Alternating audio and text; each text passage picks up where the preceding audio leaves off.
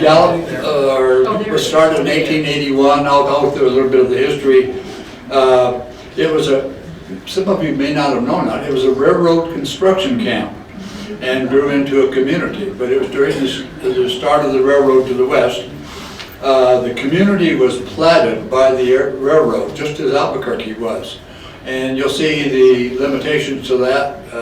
They didn't know about transcontinental highways in those days. It grew to become McKinley County, and it was in, but it was formerly in Bernalillo County. How many of you knew that? No. Okay, good. All right, I started out with something. It hosted the transcontinental route in 1920, starting in 1926. And as you'll see, it became highly dependent upon tourist revenue. It was hard to cope, well, I won't go into all the details, but anyway, I'll explain these things, but we'll talk about what happened, the railroad interfaces, and some of the expansion and some decisions that were made.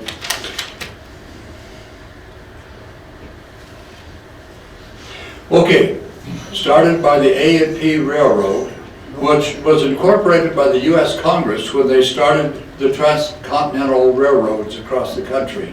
And so it had credentials of being able to go into new areas, build a railroad, and get checkerboard land as payment as part of the investment. So it was started in 1866. It joined the Atchison Topeka in 1880, as you can see, merged in 1897, owned checkerboard area. And I'll show you a little bit of that, and I think you'll be a little surprised with that. Important thing is it was headquartered in Albuquerque. So the routes for all of the transition going west on the A&P Railroad, and you'll see how significant they were, that they went between Isleta, New Mexico, which is between here and Las Lunas, you know. And the railroad, the A&P, went from there through Grants, through Gallup, on through Flagstaff, on to Nidos, Arizona. It was started in 1880. It reached Nidos, Arizona in 1883. Think of the amount of constructions of a railroad for those 3 years. Well, Gallup got started in 1881, just 1 year after the start. And so that's kind of the start up there. As I say, I talked about checkerboard. It's interesting that Grants is named after people that worked with the A&P Railroad, and also Gallup. Gallup is named after a paymaster, David Gallup. And so those are kind of the ties, the roots of those two towns going west, all are tied to the A&P. And I'll talk about this other thing here, the through traffic routes and all that. You'll see plenty of that. Now, this is the best plat I could get of what Gallup would look like to the railroad people that they provided. And so here is Gallup downtown. Now I'll show you better maps of this. I just want to kind of lay it out. Here is downtown. Here is 3rd Street. Here is 2nd Street. Here is where my dad's store was. But anyway, this is Railroad Avenue, and then there's an important dimension here, 76 feet. That is the distance between the front of the buildings here and the property line for the A&P Railroad. It's only 76 feet. So this was laid out in the stagecoach days when they weren't thinking about a transcontinental railroad highway coming through there, obviously. And so you're going to see how we fight with that limitation as I go through this presentation. So anyway, that's really about all I need to get out of here. Bernalillo County, as I say, Gallup was in Bernalillo County until 1899. Okay, checkerboard. I said I'd do a little bit on the checkerboard. I think this is interesting, and part of it's because I lived in part of it. But here is a BLM map, and it shows the Gallup. Here's the highway, here's the railroad. This is all the way down here. So this is to north and east of Gallup. And you see, and then the Navajo Reservation is up here, right here. Here is the boundary 1868. This is the Bosque Redondo. And then they changed it and they added some land in 1880. But this was all Navajo land. Now, in 1881, when this all got going and they were working on Gallup and getting the checkerboard things, all of these lands would be either white or yellow, because the white were the government BLM lands, and the yellow, I'm sorry, the other way around. BLM would be yellow, and the white would be private. So the railroad would own everything, alternate sections through here. Now look what's happened. This is a 2009 map. Look who took over, the Navajo tribe. Tribal lands are pink. And you can see how this area here. Now, there are three stores. There's Mariana Lake, which is way over here, where I grew up. I spent my first 8 years. And then here's Pinedale, and then here's Springstead. And Pinedale was owned by the Christiansons, Dance, Boots, and Saddles here at Albuquerque. That's where Jay spent, and his family spent their time. I spent my early years at Mariana Lake. And the Perco River. Now, some people call it the Rio Perco, and I know the highway department calls it the Rio Perco, but the BLM calls it the Perco River, and it separates it from the Rio Perco on the east side of the Continental Divide. So there's that confusion, but anyway, so you're going to see me using Perco River or something. You may say, well, it's really the Rio Perco. I won't argue there. But anyway, now, trading post. Dad's was on Navajo land. The tribe bought that land and occupied it. Pinedale was on, as a color here anyway, it's yellow is a BLM land. It was still private. It's not part of the tribe. Springstead was clearly private. Family owned that and all of that. So those were the three things. Now the interesting thing about this, the Navajos didn't know any difference between any of these things here. You could drive between these places and not know which area was, who owned it or what, and the Navajos didn't care. And so just just recognize what's changed, and there's a large population of people that live out in there, and it's part of that checkerboard area, and that's how it's changed. Okay.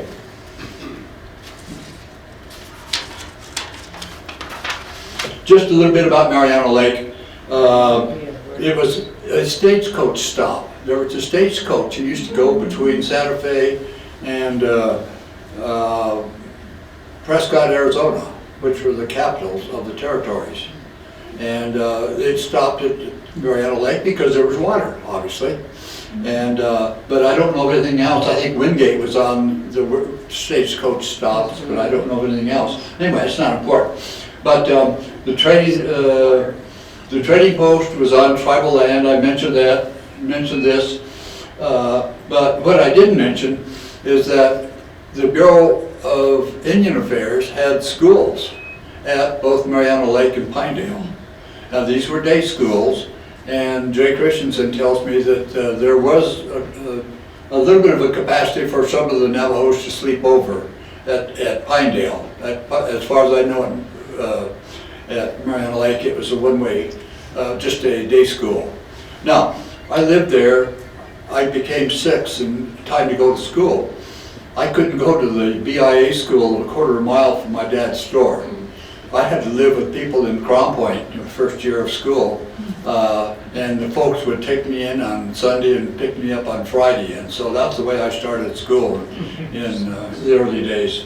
And but again, I mentioned the Navajos really didn't care who owned the land.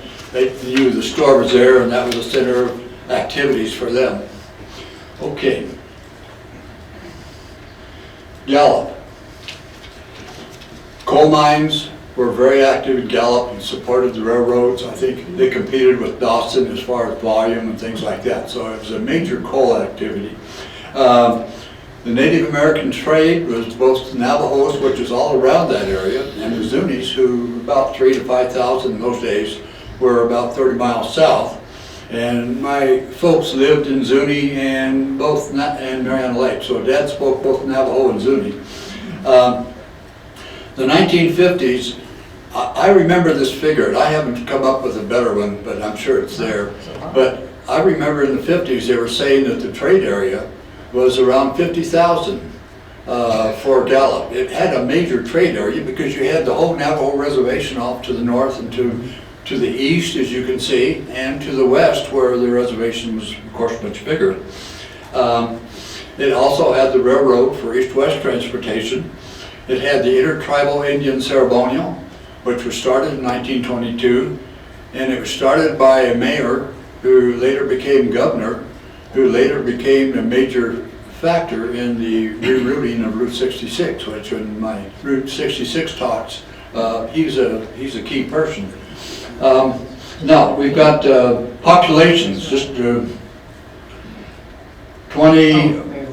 let's see here, 1910, around 2,000 in Gallup, 2010, 19,000, so those grew quite a bit. Gallup merged, changed from a town to a city, and that's not important. And we have a overpass named after a Medal of Honor winner, Hershey Miyamura. And he just passed away just recently, but was quite a factor at Gallup and was a neat guy. Now, I got this from the highway department. It's kind of confusing, but what I got a whole bunch of drawings of right-of-way for Route 66 in Gallup. And this one is the only one that showed what I wanted to show. And this was the distance between here and here is 36 feet. And that was essentially Route 66 as Gallup knew it before it decided it needed to expand.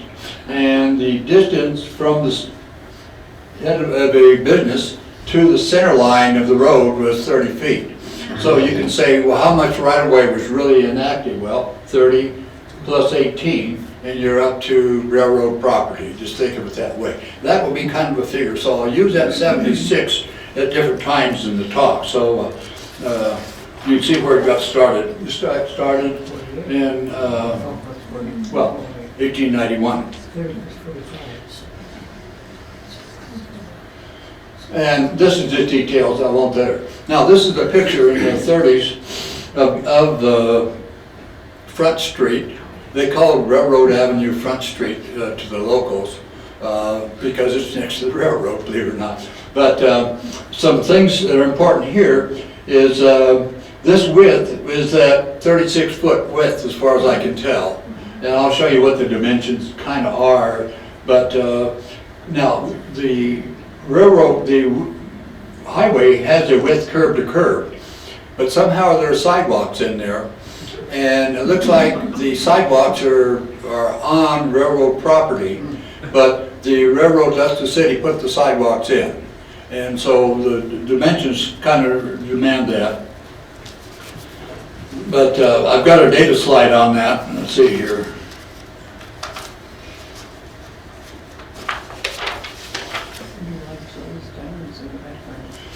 Now, this is a busy thing. Don't get excited about it. I want to show a couple of things. One, this is 1892. This shows the railroad and how close it is. Here's Front Street, here Railroad Avenue. Here are the businesses. Here is Second Street, Third Street, and Second Street. These are key streets.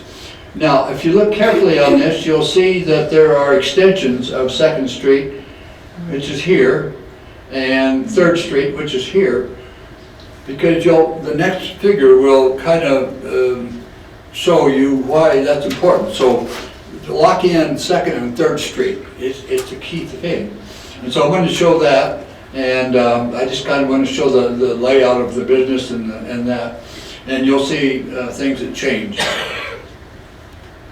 Okay, Google Earth. I couldn't get things from the highway department in time to do things, so I've done a little Google Earth work, and you'll see the results of it. But this is the overview of what I'm talking about. And so I'll talk about, here is Route 66 going down through town. Here are the Interstate 40, which is just north of Route 66, and it's still in town. And I'll explain kind of why that happened. Here is the Mira overpass, and then this is the Minos overpass. And these are under 2 miles apart. And here is 2nd and 3rd Street. So what I want to show and get sold in to your point here, notice there are no railroad crossings or bridge crossings between here and here, other than 2nd and 3rd Street. So those were lifelines to Gallup. And take that, and you'll see this again in a different minute. I just want to lay in the overall thing that I'll be talking about. And so again, the railroad is right here, Route 66 is right here, and the interstate is here. So let me go to the next. Emergence of Route 66. Well, as we all know, it became an important highway, regional highway, goes to Southern California. Think of some of the things that happened with the highway transportation. Is you got better roads, you got better, faster cars, and coordinated scheduling. Trucks and cars became bigger. Traffic was terrible, and finding a parking place became a problem as the towns, Albuquerque found that out, Gallup found that out.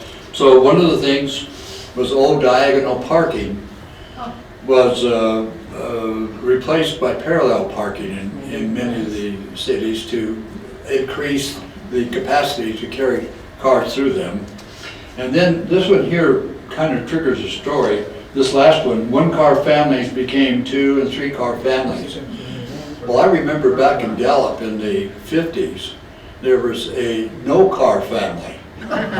They worked for, the father worked for the railroad, they lived close to downtown, and they bought a car in the 50s, so they joined the rest of us. And but that was something that you just didn't, most of you haven't seen that probably, of knowing a family that lived without an automobile. It just kind of doesn't seem right. Okay, downtown problems. Well, the traffic went up. I'll show you some numbers to back this up. But Gallup had some problems that we needed to widen in the 50s. Remember that 76-foot that I talked about? Well, this kind of carries along, this thinking carries along, but not in a real hard way. Sidewalks were part of the dimensions I talked about. The Atchison, Topeka owned land adjoining that, you know that. And the Perkle River sometimes flooded in the early years. Gallup, as you now know from what I showed you, needed some overpasses. The fact that 2nd and 3rd Street were the only ways to get across the river or the railroad or for a 2-mile stretch near downtown. So we'll talk a little bit about that. You're going to, on that map, you may have caught that it was 491, I'm sorry, was the road coming in from the north. That used to be 666. And people got upset that the 666 is related to Satan. And so they changed 666 to 491. And so you'll see that on the things. Major populations needed easy access to cross the tracks. The tracks were a bottleneck. In fact, there's a record in 1956 that a baby was born in a line waiting for the train truck to clear up, trying to get to the hospital on the south side of the tracks, and the family was coming from the north side. So there's a newspaper article on that. Gallup railroad activities. Okay, Gallup was a division point, which means that it had some use for train scheduling. They had switch engine activity. They performed construction and maintenance activities. They had extra tracks. And you see some of the close-ups, Google, you'll see that there are more tracks off to the west of 3rd Street. Now, this is something that I've tried to get some numbers on this, and if somebody's into the railroad community, you can maybe help me. I remember going to Gallup and talking to Arnold Hudgens, who bought my dad's store, and he says, we had 134 trains go through Gallup in one day. Think of that. That's under 5 minutes per train. Now, I've got some data of 1917 where they were talking about 10 trains per day. So somewhere between those two numbers is probably reality, but the problem was that was an important thing. Well, 1917, the through railroad tracks, remember I showed you that they were kind of parallel to the front street? Well, they moved them, and I'll show you a figure so you can see what happens. And so the geometry that we see now in the pictures are because they wouldn't put the Harvey House in. And I'll talk about that. I want to show you that I was associated with something on the railroad. Gross Kelly was a pioneer wholesale and retail mercantile distributor. And it was located north of the tracks, and I'll show you on the maps where it was. It's not important. The only thing that's important is in 1954, I unloaded freight cars for 75 cents an hour. I found this was work. And I got a job in a filling station at 92 cents an hour. So I got a big raise and easier work. And so I worked on Route 66 in a filling station, Phillips 66 filling station. As it turned out, I worked for the father of the Arnold Hudgens, who was my dad's #1 person in the store, who eventually bought it. But anyway, so we exchanged fathers at that point in time.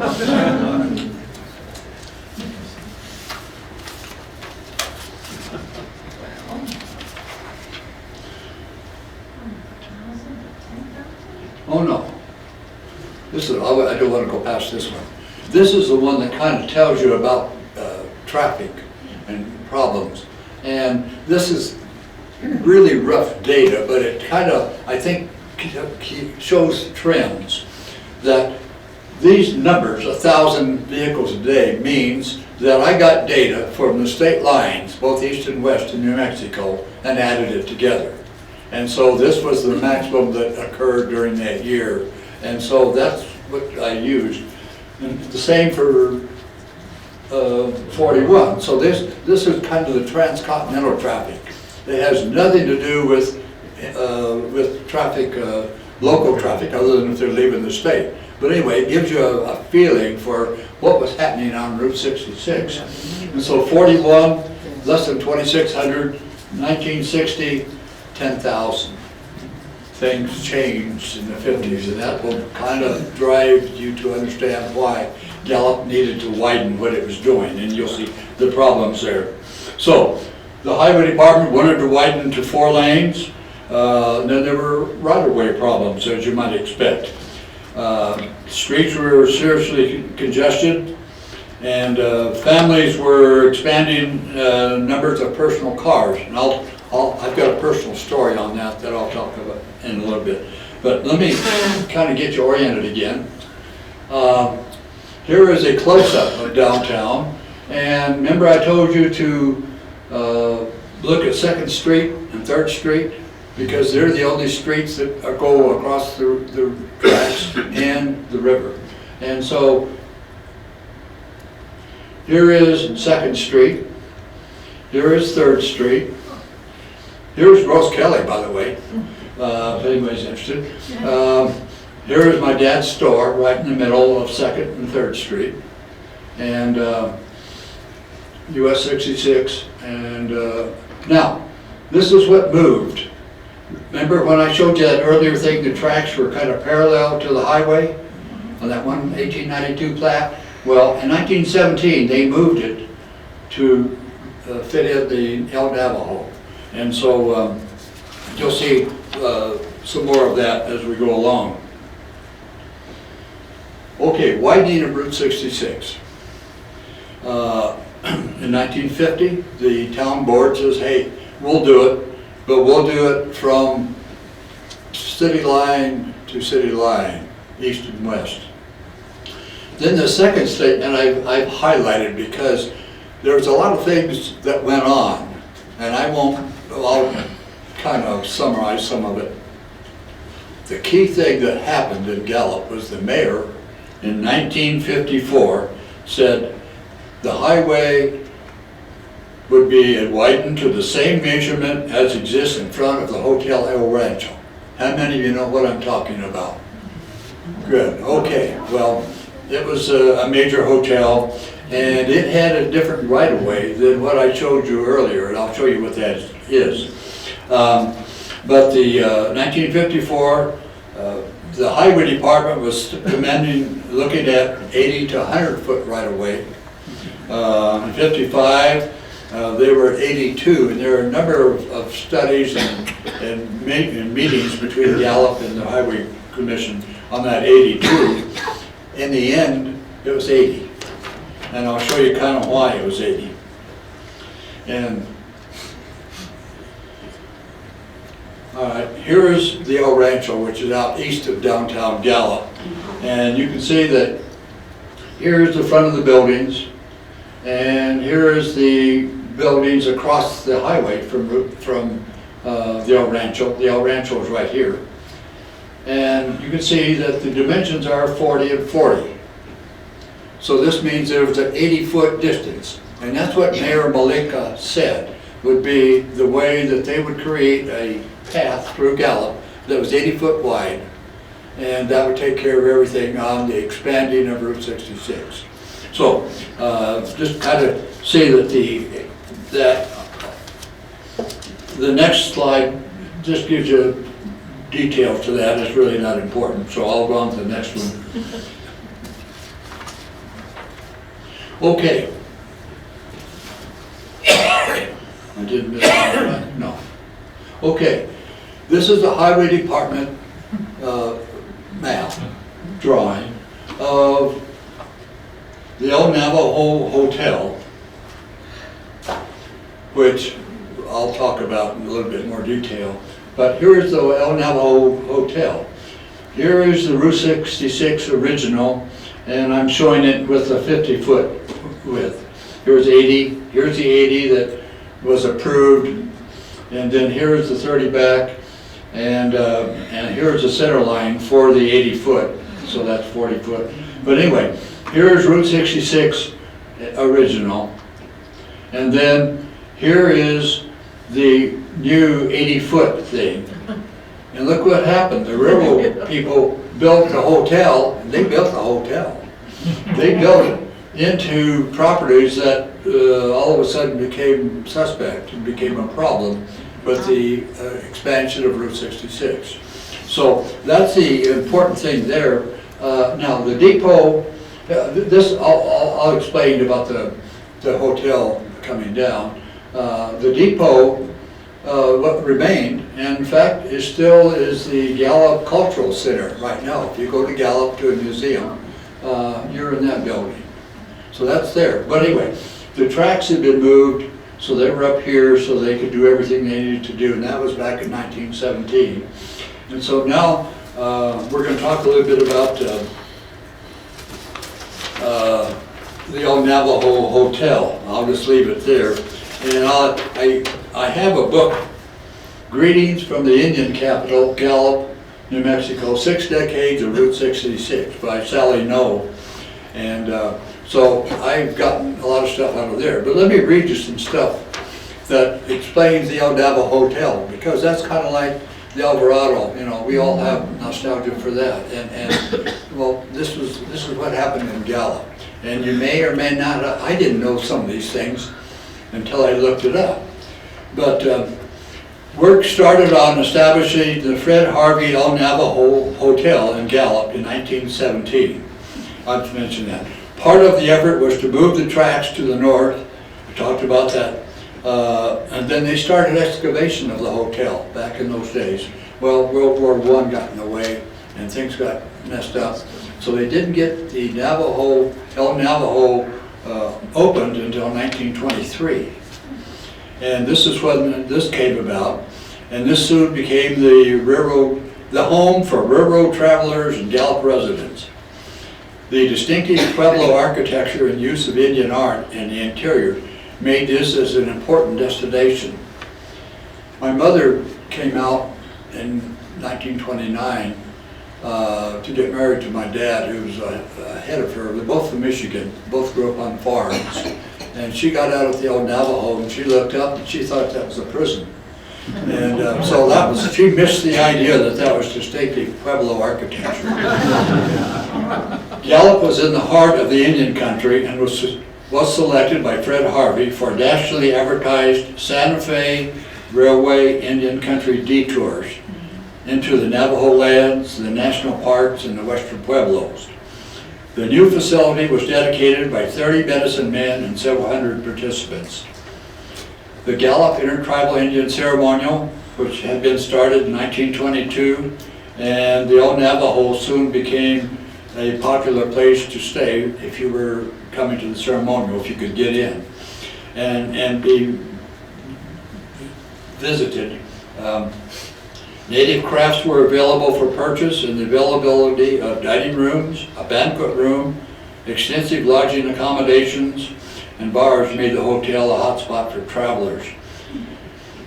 I remember that I went there and they had a buffet. It's the first time I'd ever been to a buffet. Oh. And I could go back and get seconds. And I thought that was great. My dad said, if you're going to put it on your plate, you're going to eat it. Right. How many of you have been exposed to that situation? Well, I got it at the old Navajo Hotel. Okay, it was closed in 1957. Now this I hadn't remembered. It was no longer serving 500 meals per train with at least 4 passenger trains per day. Wow. It was no longer the social event center of the region. It was no longer a departure point for Indian tours. And so it was taken down in time for the start of construction of the expansion of Route 66 on September 1st, 1957. And I talked about the cultural center. Okay, widening process. This is just some things, Gallup input. This is an important statement. Gallup made up its mind that it wanted to keep Route 66 and that traffic and that sort of thing active in downtown Gallup. The economy needed it and Gallup stuck with it. So when Interstate 40 came along a little bit later, we'll see that, Gallup says, no, we want to keep Interstate 40 in the community where you can get close to downtown. Now, the only problem was you couldn't get across the tracks or across the river until you went to the 2 interchanges out the other. But anyway, you still did that. Okay. 2 stop-gun gaps were formulated in the 50s to help the traffic congestion that was happening. And one was to make one-way streets of Cole and 66 avenues. And I remember that. And then they proceed with an urban traffic program with the state in cooperation with the State Highway Commission. And so that was there. And this is the way that Gallup and the Highway Department interfaced through the years following this. Now, part of this expansion of the highway into the railroad territory, the railroad came up with this estimate as to how much it would cost. They thought cost of relocation, replacement of Santa Fe facilities. You see that. Value of removed Santa Fe right-of-way, okay? Cost of damage to remaining lands. Cost of removed track and removal of 35 rooms from El Navajo Harvey House. Okay, saw you where that was. So that was in there. Cost of dorm and San Diego Freight House removal, $293. and the total was 829. Now, the actual settling cost between the railway and Gallup was $475,000. And this was, I forgot what year, but anyway, they were still talking about the 82 feet rather than the 80 foot. So that was one of those things that was in the discussion there. Now, I'm going to tell a family story about this, about my dad. And I heard about this and known about it, and there's an article I found in the newspaper that I found.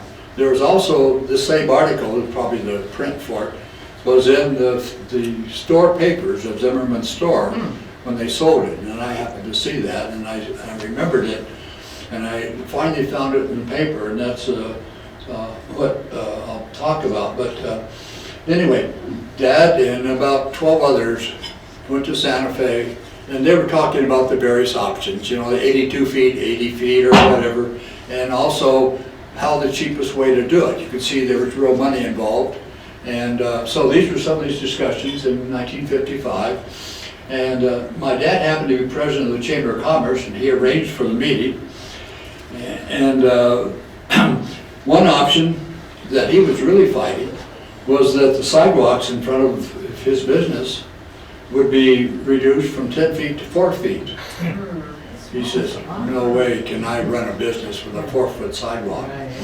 And so that was one of the issues that was discussed. There were many other things discussed, overpasses and things like that. Anyway, my dad was dead set against this, and he got a bunch of people to go with him to do that, and they were successful. And so from then on, the highway department didn't talk about cutting that sidewalk down.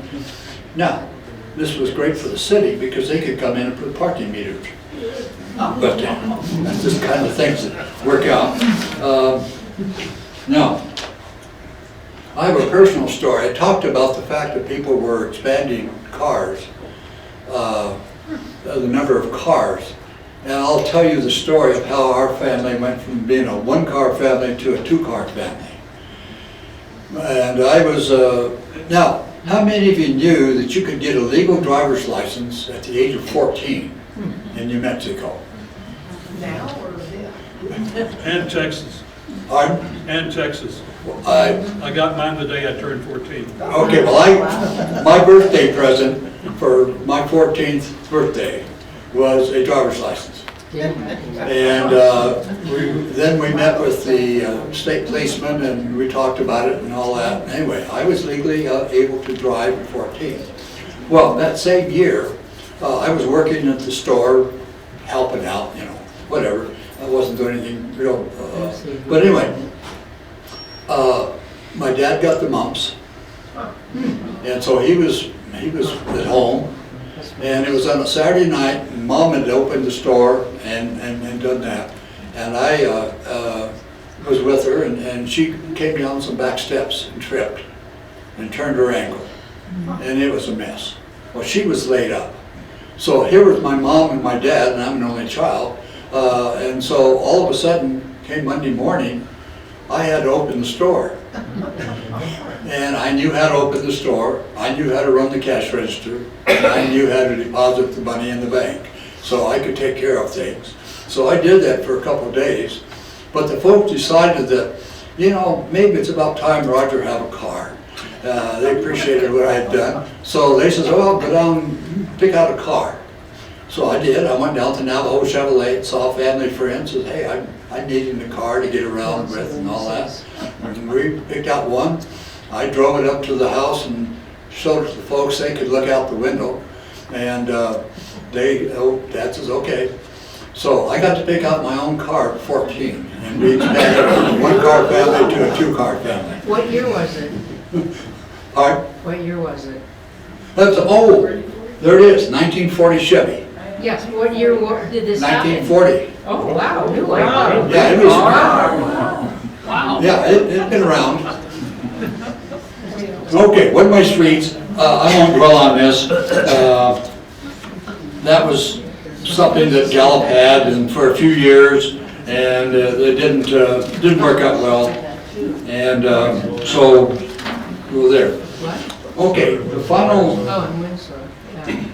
final right-of-way, again, I did a Google Earth thing, and looking down, it's kind of like on that first picture that I showed you, I went and measured distances, and I estimated the width of the highway from there, and you can see it to 80 feet.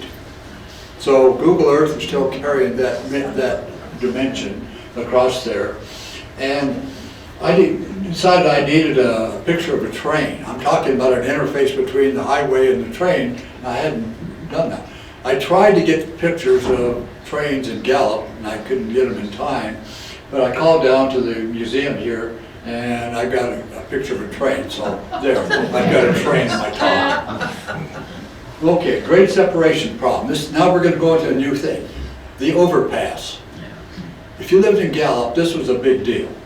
And I'll show you a picture that the buildings are right next to the highway so you had a problem.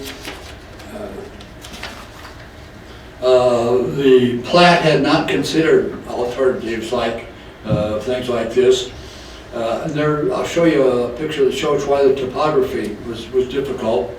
And the railroad had a division point that had a lot of switch engine problems, and so even though you may not have had transcontinental trains or going through Gallup, you had a lot of switch activity, and sometimes those switch engines would start and stop and right there in front of on the railroad, and so that. And again, I did the engineering, we just said you had to come up with a number. So it would take 4 minutes for a 1 mile long train to pass a point at 15 miles per hour. So you could scale that up to wherever you want. Okay, here is Second Street, and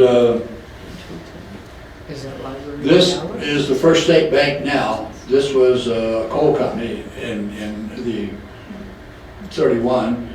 This was a better drug when I knew it, and it was a hotel, as you see here. But anyway, just think, here are the tracks, and just think of trying to bring an overpass down without really messing up some older, bigger buildings. If I'd have showed you the one on Third, the one on the right would have been a brothel. But I didn't show that one. Grade separation proposals, okay. All this is Gallup agonizing. Every time they went to a meeting talking about the expanding of Route 66 and to widen it and do all this sort of thing, there would be somebody there that was fairly prominent, that was on the agenda, and they wanted to talk about the overpasses, because they wanted an overpass between Second and Third or around that part of town rather than where they ended up. So they argued this. So 53, they had one in there, 2, they had another one, 58, single overpass at First Street. First Street was just near the hotel, which had been taken out. 59, they were talking about Strong Drive, and I'll show you a picture, I think, of Strong and Perko. But anyway, it went along, and they were arguing, and they were trying to do it, and here's the way it ended up. The first real overpass was 1957. 77. Yeah, here's the Google Earth, and this is a pretty close one. Here is Second. Here is the bridge over the river. Here is the rain coming down like this. Here is Second. Here is Third. Now, when they talk about overpasses with Strong and Perko, here's Perko and here is Strong, there's a little problem. There's a hill here. And so if you've been to Gallup, you've probably been on Cole Avenue, you've known that. I knew about it because if it snowed, that was pretty good sledding. But anyway, so this was the kind of thing. So they were talking about, now, the Strong ones had an advantage, that it'd be a shorter overpass. You could do it there, over everything. But anyway, that's all part of what Gallup is working about. You now know how important that is. Okay. Interstate 40 milestones. The act was passed in 1956. I remember when it was passed. I was in school. Roadway segments through the state were completed by the end, actually in New Mexico, by the end of the 60s. So most of the in-between towns was taken care of by then. Gallup didn't get its Mianos overpass until 1977, and the Mira overpass, which was at one time Fort Canyon overpass, was completed in 1980. And the official opening of Interstate 40 in Gallup was 1980, October 8th, 1980. Some happenings. This is kind of outside here. I talked about Fort 666, but this third bullet is something that's kind of important, I think. I told you that Gallup kept their interstate within the city for the most part, although the overpasses were far apart. Other bypasses, just look at the town. San Home, through the state, Tucumcari, it had a bypass. Santa Rosa, it went through the city. Moriarty and Grants both bypassed, and if you go to those cities, you'll know what I'm talking about. Now, the last bullet is Gallup adjusted to the I-40 configuration by adding a major shopping center to the north and west. And you can see that the major shopping center, their flea markets. This is a busy part of town. And when this came in after 1980, Arnold and my dad knew down here, second, third, right there. Down here, they could feel the difference in the trade. People were going there, and Walmart was there, and all these things. And so people came up with this. Okay, summary. When was that picture taken? Pardon? That last picture, that was your Google Earth picture? That was The last- Google Earth. That's what it looks like currently, or Pardon? that looks like that now? Pretty much, yeah, it's pretty recent. Okay, so that's, okay, that's good, all right. Yeah, no, I would say within the last 10 years. I don't know when the Google Earth was taken, but it was done now as far as I'm concerned. So they kept it in Okay. town. Summary. Okay, Gallup was started by the railroad. I talked about that. I talked about the checkerboard. I talked about the, again, remembering that there was the stagecoach era that Gallup was laid out, and that was the mindset. Gallup became a tourist town, support community for the Native Americans and regional coal suppliers. And Route 66 brought tourism to Gallup, and Gallup kept this as a priority. I-40 was constructed, and I did that. The increased 66 caused traffic and parking problems, and you can see we had problems with widening streets, right-of-way problems, temporary traffic realignment, and just right-of-way problems. Increased growth caused cross-country railroad grade crossing problems. That's the overpass. And so Route 66 was expanded without building overpasses. I-40 provided needed overpasses, and Gallup adjusted to this. Enclosure. Railroad prepared layouts provided a significant role in the selection of later highway routes in Gallup. Emergence of Route 66 as a highway passing through Gallup.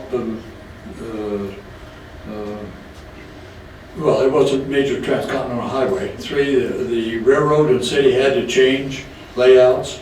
4, the inauguration of Interstate 40 brought about changes that addressed Gallup's needs to function and continually grow. And finally, I provided personal and family stories in the spirit of Route 66 storytelling. So,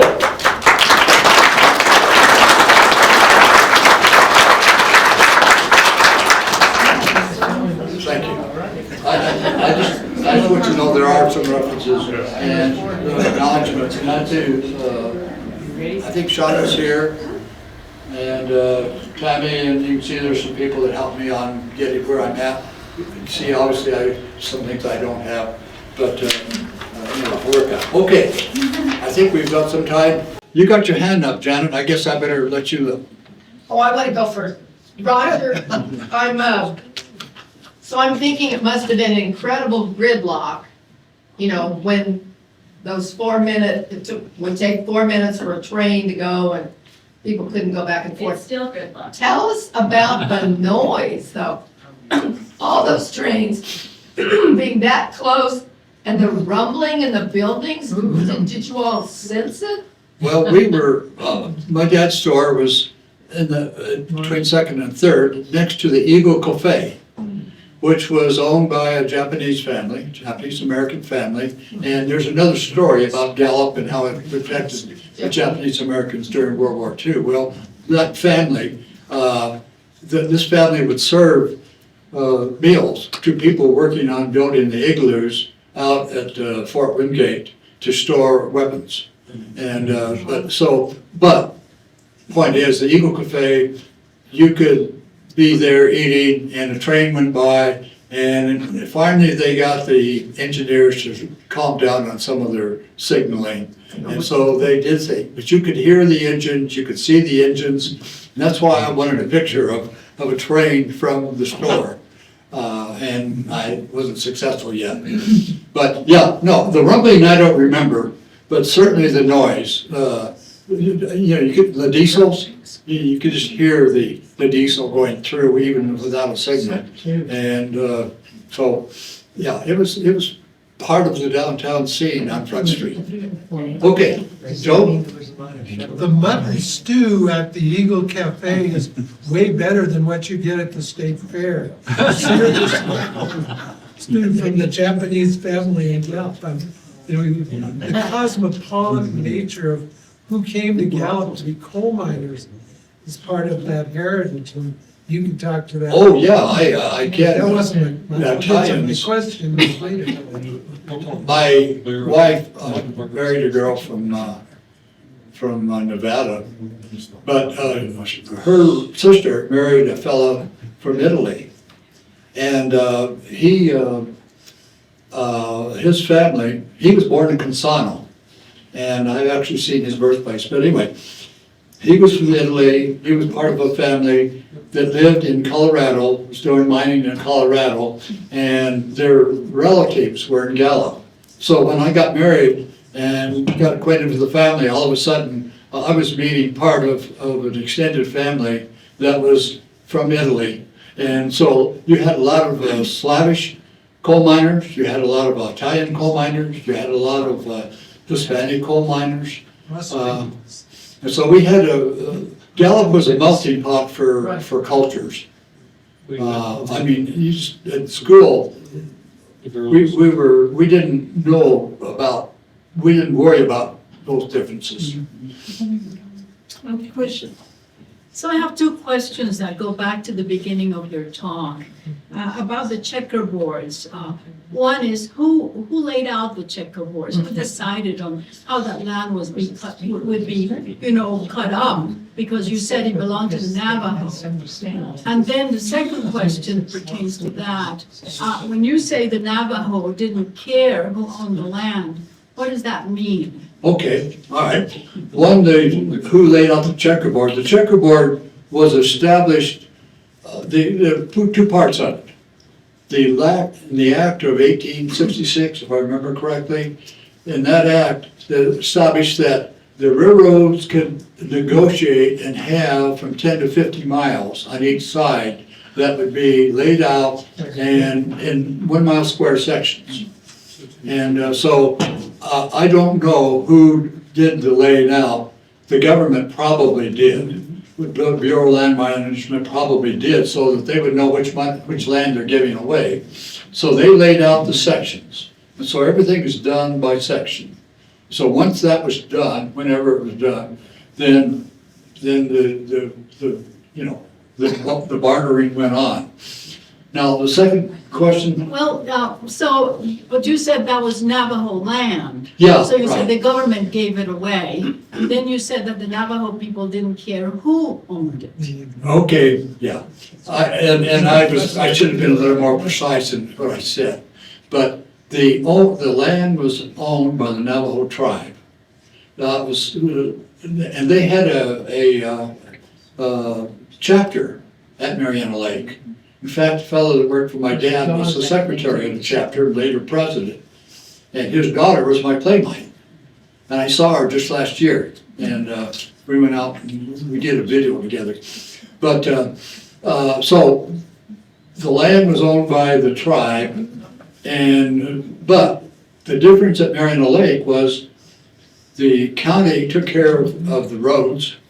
And the sheriff was the responsible legal person for all people in that area. Other than that, the people living in hogans around the store were the Navajos that I'm talking about that didn't care. The ones that were living there, they said, hey, this is where the food's at, this is where my friends are at, and they went to the store. So that was the difference in what I'm trying to say. They ignored it, is the better term, maybe. Well, it was They their ignored inhabited land, those- it was their original inhabited lands. Well, They yeah, ignored so the it. It was dogs their are original giving it inhabited up. land. And they ignored the section line. It was their. Yeah, home. they didn't, There there was weren't no- section lines, there weren't lines between the reservation and the other. You could go to Crown Point and you would go into the Navajo reservation, you wouldn't have known where. You were just going along a road and there's a hogan here and there was a hogan there. They couldn't tell. One could be on the reservation, and one could be on the BLM land. Over here. What did you guys sell at your store? I grew up in a store also. So what did you? Oh, it was a dry goods store. A what? Well, my dad, since he lived in Zuni and spoke both Zuni and Navajo, he put a store downtown in the middle of where the Native Americans would be trading. When they came to town, they would go to Front Street. The things were cheap and the cheapest that they were gonna get. And the bootleggers were down there and so they were there. So Dad catered to that group. Because if you worked in the store, you had to speak Navajo. He took care of Zuni. But I could sell in Navajo and we had Hispanic clerks, they picked up Navajo. We had a Laguna girl that was one of our clerks, she had to learn Navajo. So that was just the clientele that he was Did focused you sell on. groceries or dry goods or what? Dry goods. Okay. It was, yeah, okay, it was dry goods, and then when the things started coming up on the other side of the major shopping center with I-40, it became a Western wear store. It's still there, as Zimmerman's. And in fact, I talked to the mayor of the store, the mayor of Gallup, former mayor of Gallup, just yesterday. He called and wished me well in my talk. But he owns the store, or owns the building, and his son runs it. And it's still known as Zimmerman's, but it's a Western wear store now. Moccasins, boots, saddles, things like that. But stuff's expensive. Where was the coal mines in relationship to Gallup? I'm trying to think of the lay of the land. Was it south? Was it, North, North and west. North, south, under. okay. Okay. There were some shafts on the south part of Gallup that were right on the edge of the community. Okay, because I know it's hilly on the south side when you go to Zuni. I just hadn't thought about going. Yeah, well, that's 30 miles. No, this was all within the real Purple River Valley. Gamerco. And Crum, our Ganado. Okay. Gamerco. Gamerco, oh, thank you. Gamerco was kind of the headquarters for the coal company, the Gallup American Coal Company, is what Gamerco stands for. And so that was a major thing. Mittmore was along Route 66, and it had plenty of coal mines. So it was all along the Purple River Valley, really. Okay. My grandmother was born in Gallup, but her father worked for the railroad, and later she married a man that was a meat cutter, and they went to Eaton and Gamerico in 1917, 1919. So I've got pictures of buildings up here. Oh, yeah. They also knew a family named Allison that had a store up there. Did you ever come across the Allisons? Yeah, the store, don't ask me where it's at. But yeah, I've heard that. And is that the family name? Yes. Okay. I've heard it, but I can't identify with it. So I was out to Gallup and they have the airport out there, and they said that they put that in for the actors and actresses coming from Hollywood, and that a lot of movies were made out there too, in the Gallup surrounding areas. Yeah, I can claim that I stopped a movie. Yeah. More detail. They were making movies in the 30s, and my mom was ready to deliver me, and she came into town, and I wasn't ready to be delivered, so she got bored and she went back out to the trading post. And so they were coming in, so my dad was bringing her, she was finally feeling the things. So she got in and bought about Springsteads in that area of the checkerboard. And they were filming something called Texas Rangers. And 1936. And so anyway, they needed the road went across where they were doing the filming, and the guys really didn't want to stop their filming. And my dad said, "You're going to stop filming." And so I stopped the production of a movie, and I was born in Rehoboth.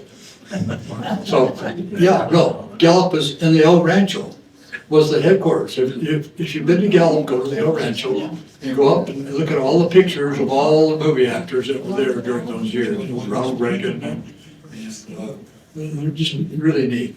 But that was put in 37, so.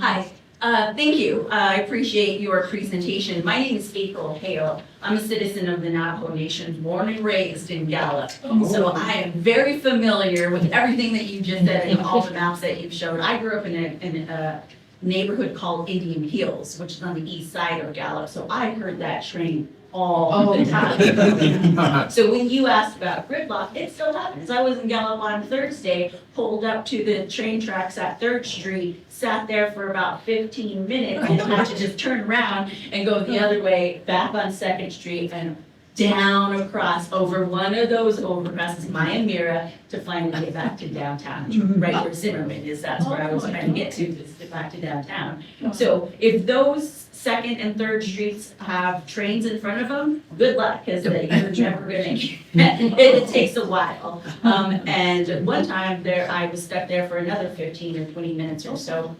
lots and lots of people behind us, while the train just went back and forth. Back and forth, back and forth, right in front of us.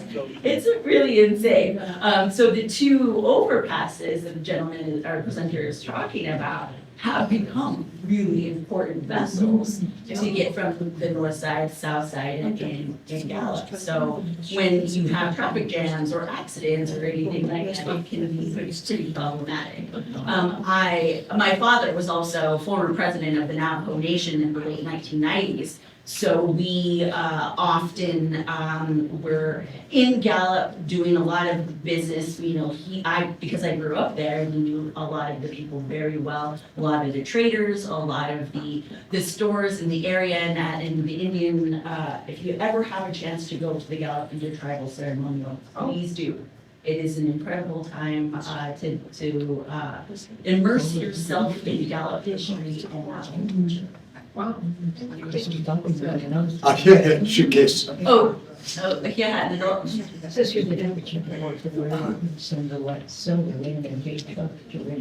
You quoted, you said that, how many trains go through there now?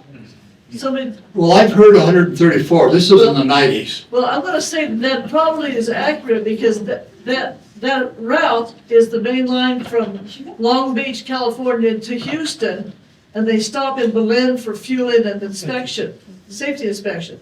And they are about every 15 minutes. Yeah, well, Going either direction, yeah. You know. see, during the time period when the municipal highway department was trying to widen Route 66 from 2 to 4 lanes, during this time period, they were also aware that the long-range future I-40 would be coming through and would release some of that external traffic. So even though they would have maybe narrow 4 lanes through downtown Gallup, they weren't going to try to wipe out through right-of-way acquisition the downtown businesses, nor were they going to try to pay the Santa Fe Railroad to realign themselves far to the north. They probably realized this, whatever they were going to do, Yep. but just that until I-40 would come along, then there'd be a different situation. I'm sure that's the case because the Google Earth map of Gallup shows it's still at 80 foot. Yeah. Yeah. And so, yeah, they didn't expand, no, but, yeah, the 60s, you know, we're talking about the 50s for the start of the widening, Right. 57, and by 60s, Interstate 40 was clear across the state. All right. Yes, we Okay, anything else? Thank you, everybody.